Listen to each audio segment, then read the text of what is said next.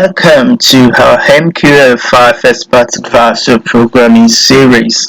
In our previous video, we learned how to code, and we actually did our first expert advisor trader, auto trader that trades using random variables.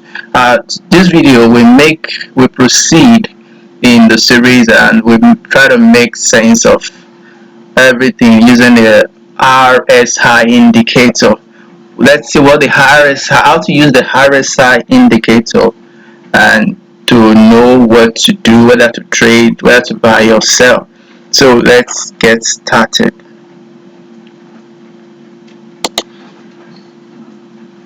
So you definitely know how we got to this stage. We're firing your meta editor and open a new file.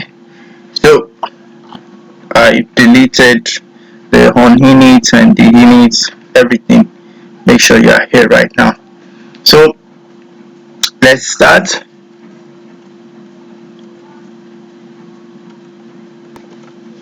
So our input double, volume of trade you want, input integer for the take profit pips, input stop loss of 50. That's pretty simple.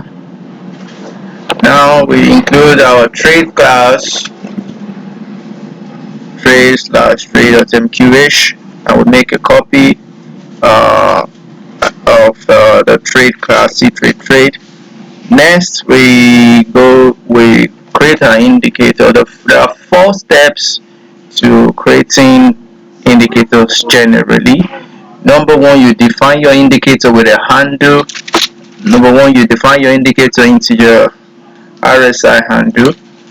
This function, what it does is to give you the handle for your indicator, the symbol, put the time frame you want, the price, close, and the period. The same thing you do when you want to set up your indicator or your RSI.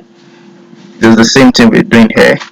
After that, you create an empty array to hear the indicator value. So these are to create arrays. The dynamic array in MQL5 is a double, because the values that it will take will be double. Then you copy into the array using the function CopyBuffer the RSI handle that you have here. This is the buffer number. For RSI you have 0. Some other indicators like the ADX, where you have like 2-3 lines in your chart. So depending on the one you want, but for this RSI generally you have just 1 line, so that's why you have 0. And here is this is the buffer number, and here is just how much you will where you want to start. 0 means the current candle, current index, the current candle you're on. If you put 1, that means the previous candle, 2, the previous 2 bars. So how many counts? Just 1. I need just 1. I'm okay with just 1. Then the empty array you're copying into. Now you're able to run to. That's all we're done with your everything you need from RSI, from your indicator is set. So I just want to make sure it's rounded to 2 decimal places using the function normalize double. That's what you have here. This one will round up to 2 decimal places. Then I can now trade. I want to know how many positions are open, and to make sure I'm trading when there are no open positions. I don't want to have too many positions, and we do that. Say if open positions is less than 1, then I'll trade. If it's not, don't worry.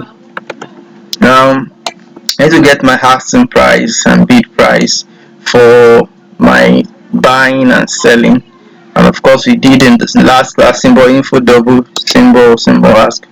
You did this, and you also might want to make sure this is approximated to the number of digits. You can use normalize double here too, and then put a comma, and then the underscore digits.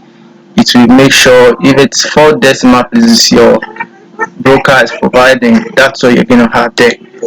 So now the trade, if RSI is over 70, assume that's overbought, so I start to sell. So trade.sell, we did this function, this class of trade.sell, put the volume. No, just means use what is default there. I could as well put symbol underscore symbol here. It's asking for on what symbol do you want to trade. Your bid price, your stop loss is going to be bid price plus stop loss times points, your take profit.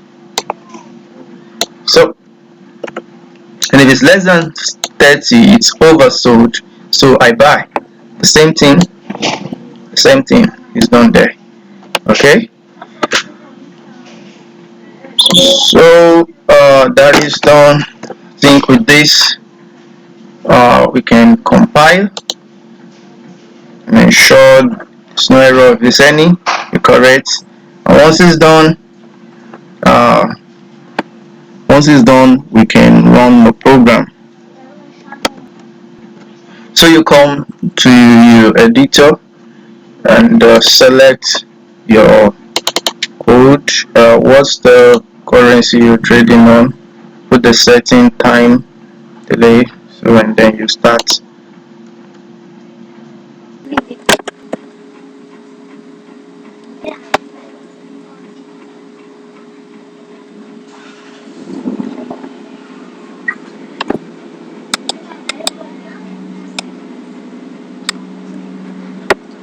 So the program runs.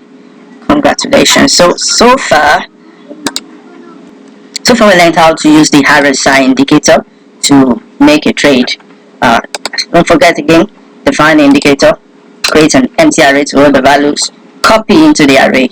And if you want to round up the RSI values, so with that you can make your buying or selling wherever you want. Thank you.